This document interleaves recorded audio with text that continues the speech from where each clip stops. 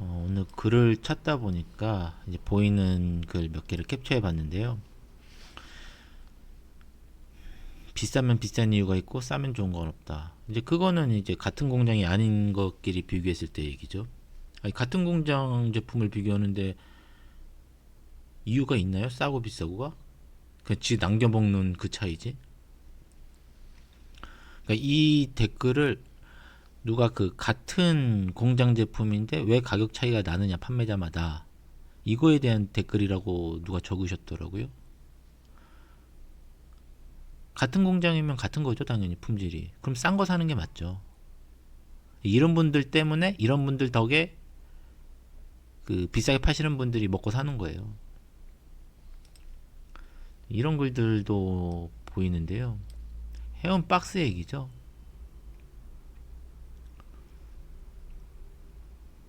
글쎄요, 장담하는데 사고 납니다.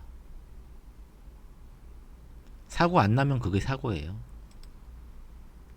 아직도 이런 홍보를 하시는 분들이 보이네요.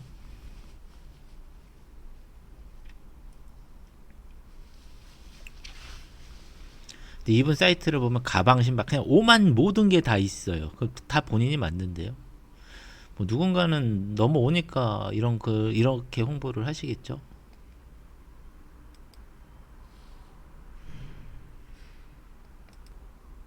주문 후 배송 기간. 아마 대부분의 구매 대행 하시는 분들이, 제가 보니까는 올라오는 글들 보니까는 뭐 저도 그렇지만은 평균 2주라고 얘기를 합니다. 네, 그 왜 2주인가에 대해서는 구체적으로는 조금씩 차이가 있는데, 제가 보기에는 한 사입 기간 일주일 잡으면 될 것 같고요. 배송 기간 일주일. 그래서 보통 2주라고 말씀을 하시는 것 같아요. 저도 그렇게 얘기를 하고 있는데요. 물건 같은 경우에는 뭐 빠르면 뭐 하루 만에 나오기도 하고, 늦어지면 뭐 열흘 걸리기도 하고, 뭐 그 이상 걸리기도 하고. 배송 기간은 일주일이죠. 근데 주문하고 한 물건이 일주일 안에 나오는 거는 한 8, 90%는 나오죠. 일주일 안에. 한 뭐 10%, 20%이 정도는 이제 딜레이 될 것이고. 그래서 평균 2주라고 보통 얘기를 해요. 배송 기간은 일주일 잡아야죠. 이게 뭐 정상 물건들처럼 뭐 아무리 항공이라고 해서 뭐 광주에서 출발해서 뭐 광주에서 비행기 타고 들어가는 게 아니니까, 이제 타 지역으로 중국 내륙으로 이동을 했다가 이동하는 그 기간 고려해가지고 통관 시간도 있고 세관 통관 시간도 있고 이런 거 저런 거 고려하면 일주일 잡으셔야 됩니다. 배송 기간. 그래서 한 2주 정도 잡으면 돼요. 예전에 그런 분이 있었어요. 그는 주문하고 2시간 만에 10시에 입금하고 12시 됐는데 물건 안 보냈다고 아주 개난리 치신 분도 있고, 별의별 분들 다 있어요.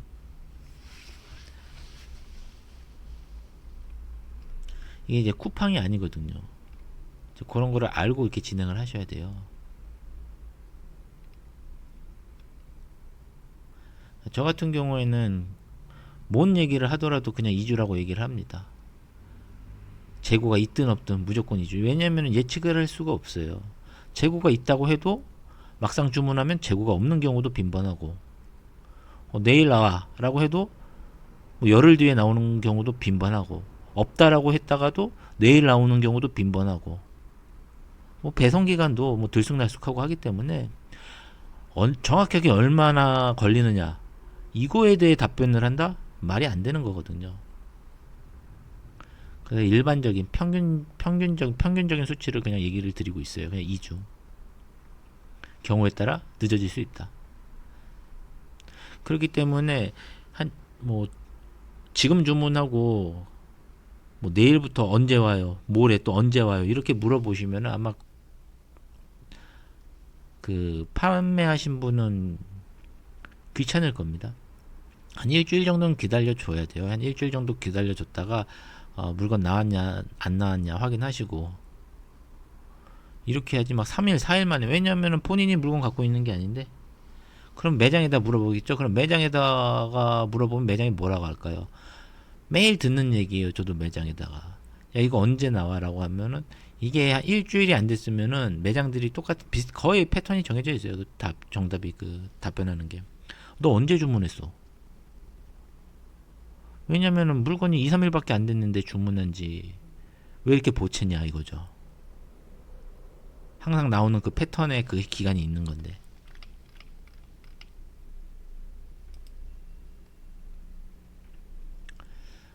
아침에래. 아까 그 헤엄박스 관련 얘기를 했는데 제가 글을 써놓은 게 있었네요.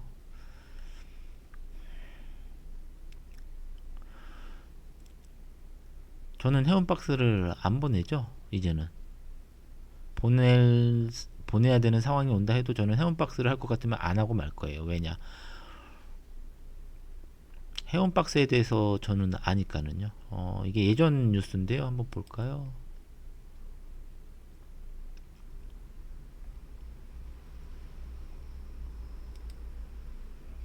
우리나라를 잠시 거쳐가는 화물에 대해서 검색 절차가 완화되는데 그러자 밀수출이 다시 기승을 부리고 있습니다.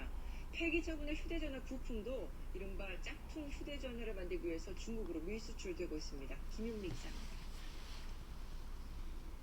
중국에서 평택항을 거쳐 미국으로 가는 컨테이너를 실은 차량이 고속도로를 달립니다. 도착한 곳은 인천공항 구세구역. 화물차 2대가 다가와 화물을 바꿔 실다 밀수 단속에 나선 세관이 적발됐습니다. 의류를 수출한다고 신고한 컨테이너 속엔 옷 대신 진품 시가로 300억 원에 달하는 가짜 비아그라와 녹용이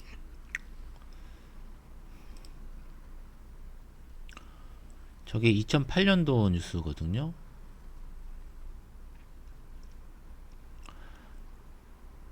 광저우에서는 제가 물건을 걷었던 거죠. 저 물건이 광저우에서 5명이 모은 겁니다. 저게. 근데 광저우에서만 5명인 거고 이게 다른 지역에 또 다른 분들이 있었어요. 그러니까 물건이 달라요. 광저우는 뭐처럼 뭐 약이나 이미테이션 이런 거고 또 타 지역에서는 뭐 농수산물 이런 거 뭐 또 어떤 지역에서 뭐 녹용 같은 거 뭐 이런 거 이게 몇 군데에서 모여갖고 하나의 컨테이너를 짜가지고 보낸 건데 이 평택항으로 들어가서 이제 그 김포로 가가지고 김포에서 이제 비행기 타고 날아가는 거죠. 환족화물로. 미국 법인 회사로 돼 있어가지고 이제 건들지 못하게끔 개봉을 못하게끔 이제 신고가 들어가가지고 이제 따인 거고 한국에서 김포로 가는 과정 중에 물건을 빼고 빈 깡통을 쓰레기 넣어가지고 보내는 건데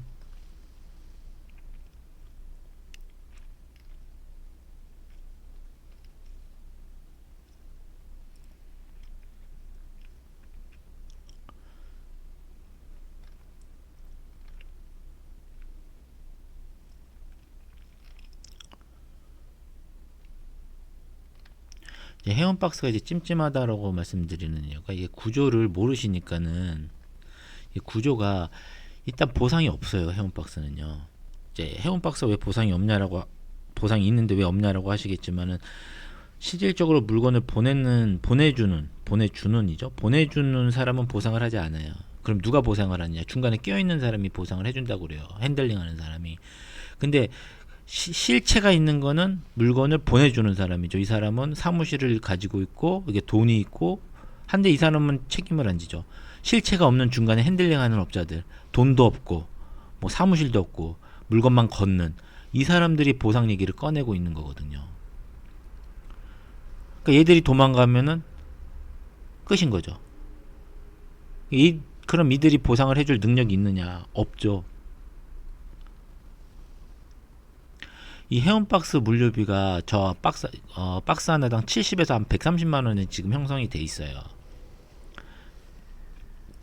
70만 원이면 이제 작은 박스겠죠. 이제 뭐 0.12, 뭐 0.15, 1호까지도 안 갈 거예요. 0.12 막 이런 박스들이 있고 이제 100만 원 넘어가야 뭐 0.21 CBM 이런 것들인데 이거의 실질적인 운송비는 그냥 몇만 원에 불과하죠. 뭐 쉽게 말해 5만 원이면 충분히 뒤집어 쓴다라고 할 정도인데 예를 들어 100만 원을 받았다. 그러면은 소요되는 비용은 5만 원. 그럼 95만 원이 남죠. 문제는 이 95만 원 중에 대부분은 몸통이 가져가는 거죠. 중간에 핸들링 하시는 분들은 10만 원, 20만 원 그 받아가는 거예요. 그 핸들링 해주는 조건으로. 근데 그 문제는 이제 그분들이 책임을 진다라고 하는 거잖아요. 본인들이 그 실제 그 몸통이 뭐 한 박스에 90만 원 남긴다면 뭐 몇 번 보내고 사고 나도 본인이 뱉어내면 다 책임을 질 수 있지만 중간 핸들링 하는 사람이 그 회원 박스 하나당 막 300만 원, 500만 원인데 원가가 뭔 수로 10만 원, 20만 원 남겨가지고 그거를 책임을 지겠습니까?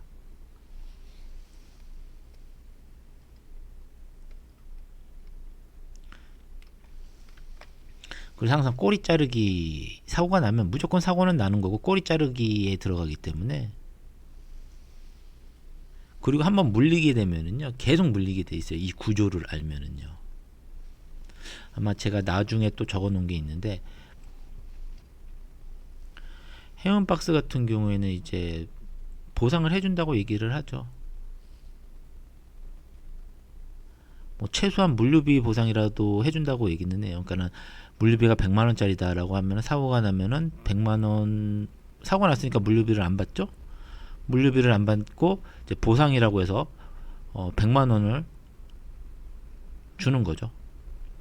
그러면 이제 보내는 사람 입장에서는 예를 들어 물건값이 300만 원이다 라고 하면은 300만 원 날리고 대신에 이제 보상비 100만 원 받았죠. 그럼 200만 원 손해 보는 거죠. 이렇게 해서 마무리가 되면 어떻게 보면 또 깔끔할 수가 있는데 또 이렇게 안 하죠. 또 그 업자들이 많이 바뀌어요. 업자들이. 그러면은 이제 100만 원, 그 100만 원조차도 다음 물건에서 까자 이렇게 얘기를 해요. 돈으로 주진 않는다라는 거죠. 그것조차도. 그럼 물류업자 입장에서는 손해 보는 게 없어요.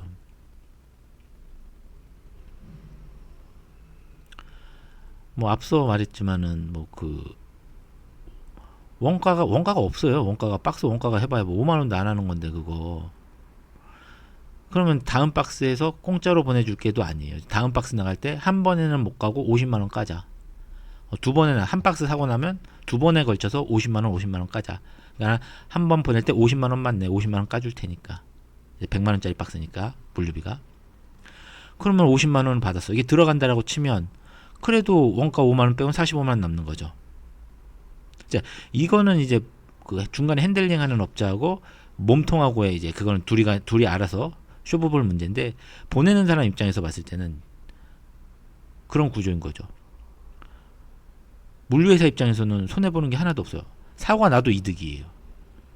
방은 반 까줘도 100만 원에서 50만 원 사고 난 거 까줘도 50만 원 받았고 5만 원 쓰고 45만 원 남잖아요. 문제는 한 번 사고 난 데는 계속 줄줄이 터지기 때문에 두 번째에서 또 터져. 그럼 똑같은 얘기를 또 해.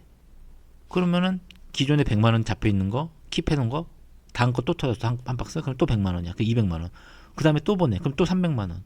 한 번 난 데는 계속 나요. 계속 남에도 불구하고 계속 보내죠. 업자들은. 왜? 손해 볼 거 없으니까. 한 박스만 들어가면 되니까 그냥. 몇 번 보내서 한 박스만 보내도 다 커버가 되니까 본인들 썼던 돈들은. 근데 그 보내는 사람 입장에서는 이미 수백만 원이 물려 있기 때문에 안 보낼 수가 없어요.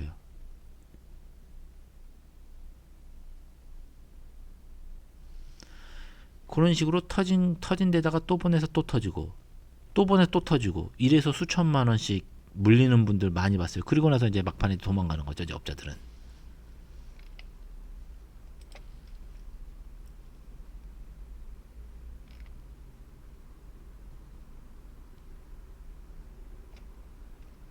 그리고 제가 항상 말씀드리지만 이 회원박스는 사고 낸 놈은 없죠. 사고 난 사람은 많아도. 이게 가능한 이유가 사고가 나면은 사고가 났다라는 얘기를 절대 안 하죠. 그 사고 난 사람만 알고 있죠. 내가 저 사람한테 보내서 사고가 났다라는 걸 본인만 알 뿐이지 새로운 사람한테 당신 사고 난 적 있어요? 라고 하면 사고 난 적 없다고 하죠. 그 제가 말씀드리는 게 사고 난 적이 없다라고 하면 그건 거짓말입니다. 라는 거죠.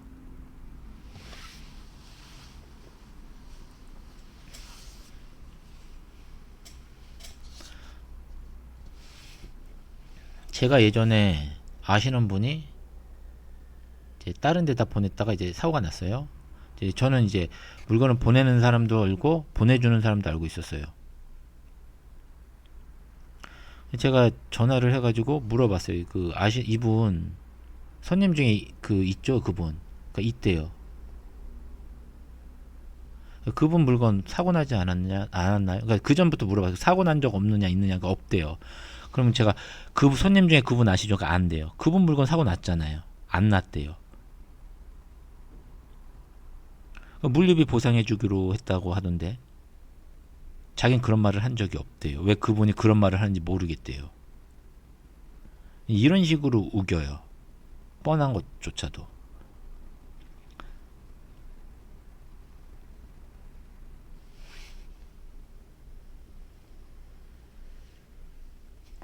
그래서 물류업자들은 무조건 사고 안 났다고 합니다.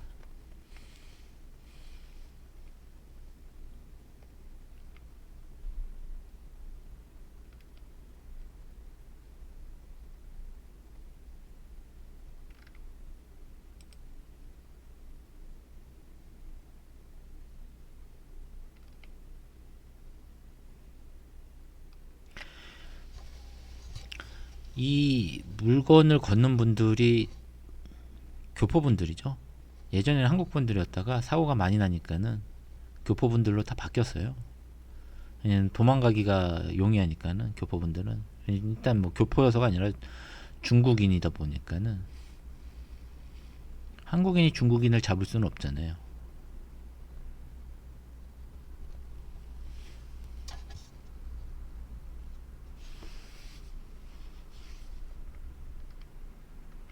그리고 많은 분들이 착각하는 게 뭐 사무실을 이렇게 뭐 내고 뭐 이렇게 뭐 컴퓨터 놓고 이렇게 하는 게 아니에요. 이게 물류업자라고 해서 그냥 인민폐 500원 1000원이에요. 그러니까 한국 돈 10만원 20만원짜리 어디 골방 같은 조그마한 창고 하나 얻어가지고 거기서 물건 걷어다가 이제 전달만 해주는 그 일을 하는 거지. 이분들은 컨테이너가 어떻게 생겼는지도 몰라요. 물건이 어떻게 나가는지도 모르고 그런 분들한테 보내는 거예요. 사실 이걸 알면 못 보내죠.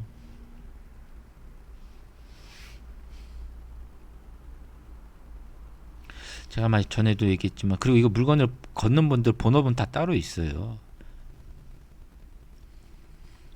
술집 웨이터부터 해가지고 제가 아시는 분들 중에도 이제 그런 분들이 많이 있어요. 그러니까 술집 웨이터라든가 뭐 다른 거 하시는 분들, 장사하시는 분들.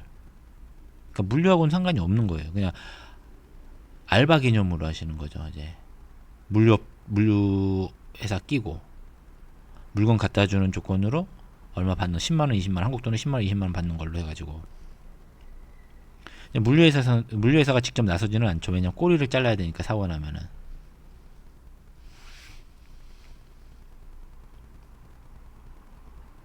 그리고 사고가 되게 많아요. 제가 했을 때만 해도 그 당시만 해도 어차피 뭐 물류비 물어준다고 해도 돈으로 물어주지도 않고 다음 물건에서도 차감하는 상황에서 또 물건 박스 하나당 뭐 몇백만 원씩 들어가는데 물건값만 그 사고 났다고 하고, 그리고 사고 났는지 안 났는지도 알 수 없잖아요 본인은. 사고 났다고 하고 그 물건 이제 저한테 갖고 와요. 그 당시 기준으로 보면 이제 저한테 갖고 와요. 제가 뭐 이거 어디서 빼돌렸냐 이런 얘기를 할 수는 없는 거죠. 근데 뻔하잖아요. 물건 멀쩡한 박스 갖고 와갖고 뭐 5개 10개 가져와갖고 이거 100만원에 좀 팔아달라. 그러면 저는 이제 물건 가져오시는 다른 분들한테 여기서 물건 뭐 10박스가 나왔는데 이분이 100만원씩, 그러니까 1000만원이죠. 이렇게 면 1000만원에 다 가져가라고 한다. 내용물은 나도 모른다. 아마 이분도 모르는 것 같다. 뭐가 들었는지. 뭐 가방이나 뭐 옷이 들었겠죠. 근데 어찌됐건 원가는 최소한 박스당 100만원 이상이 나오니까 다 가져가요. 100만원에 가져가진 않죠. 뭐 예를 한 박스에 110만원이라든가 뭐 이런 식으로 이제 저도 가져가야 되니까 그런 식으로 이제 10박스를 가져오면 이 사람한테 1000만원 주고 뭐 저한테는 한 100만원 정도 이렇게 떨어지게끔 해서 가져가는 사람이 그렇게 해서 알아서 주죠. 챙겨주죠. 이게 비일비재했어요. 그렇다고 뭐 중간에 이거를 뭐 연결해주는 내 입장에서 제 입장에서 이거 어디서 나온 거냐 이런 거 물어볼 수도 없는 거잖아요. 근데 뻔한 거죠. 비일비재했습니다. 이게 비일비재하죠 지금도 사실은. 아니 박스 하나 옮겨가지고 그거 10만 원, 20만 원 뭐 이것저것 인건비 빼고 뭐 물류비 빼고 아니 뭐야 배달비 뭐 기름값 빼고 못 빼고 하면 뭐 얼마 남지도 않는데 그 5박스 10박스 한 방에 해먹으면 그게 얼마가 남는 건데 잡히지도 않고 안 할 수가 없는 거예요. 저걸 보면 생각을 해보면은 그러니까 제3자 입장에서 생각을 해봐도 저게 사고가 안 날 수가 있나 싶은 거죠.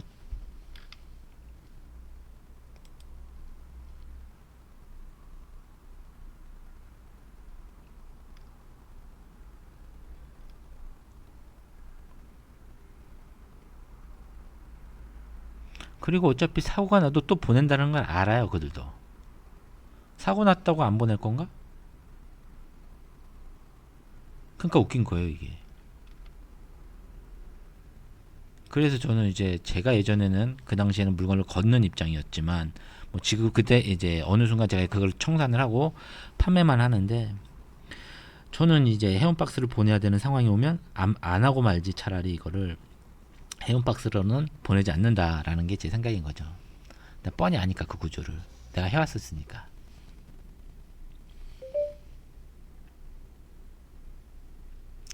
그리고 해운박스 뭐 아까 그래 뭐 뭐냐 이 해운박스는요 뭐 작업이 없어요. 뭐 본인들은 뭐 작업이라고 하는 말 같지도 않은 소리고 작업하는 데가 있긴 있죠.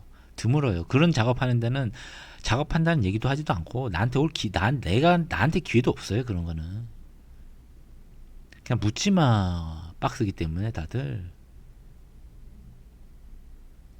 왜냐하면 왜 묻지마로 나가는가? 손해 볼 게 없으니까 보내주는 사람 입장에서는 뭐 책임을 지지 않는데 뭐 무슨 상관이야. 그냥 밀어넣고 보는 거지. 일단 걸리든 말든.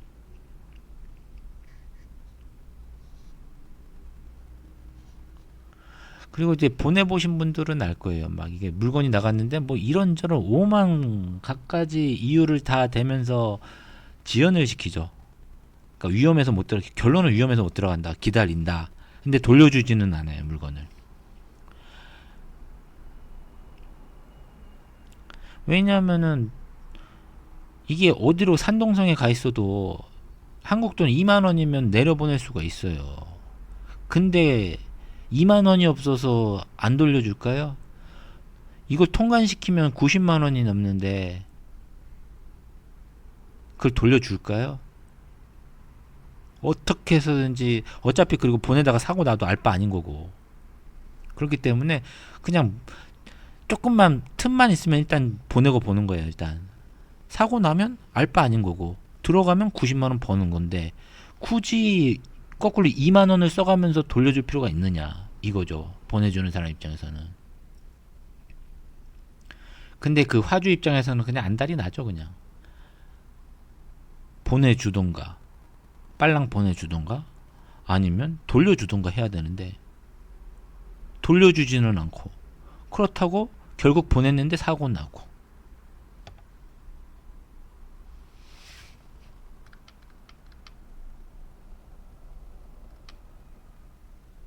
그리고 이게 얘기가 내 물건 돌려달라고 해도 전달이 되지가 않아요. 이게 실질적으로 모집책의 단계를 거쳐가지고 가는 거라서 아무리 밑에서 물건 주인이 떠들어대도 전달이 되지 않아요. 중간에서 그냥 들은 척만 척이기 때문에 뭐 관심 없죠. 어차피 내 물건도 아닌데 뭐 사고 난들 뭐 뱉어낼 것도 없고 딱히 뱉어내는 거는 그 물건을 보낸 분하고 직접 마지막에 거래하신 그분하고 둘이서만 이제 스트레스 받는 거지 그 위로는 스트레스 하나도 없어요. 알 바 아니거든요. 내 물건도 아니기 때문에 책임도 없고.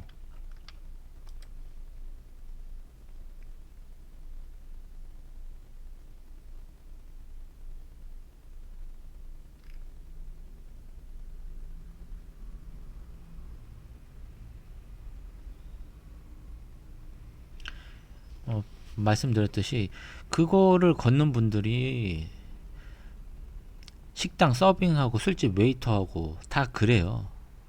황당한 거예요. 막상 그 내막을 알면은. 그 술집에서 그 뭐냐 그 웨이터 하는 20대 이런 애들 이런 분들한테 지금 본인들이 물건을 박스를 보내고 있는 거예요. 내일 도망가도 이상하지 않는 그런 분들한테 본인만 모르는 거야 본인만.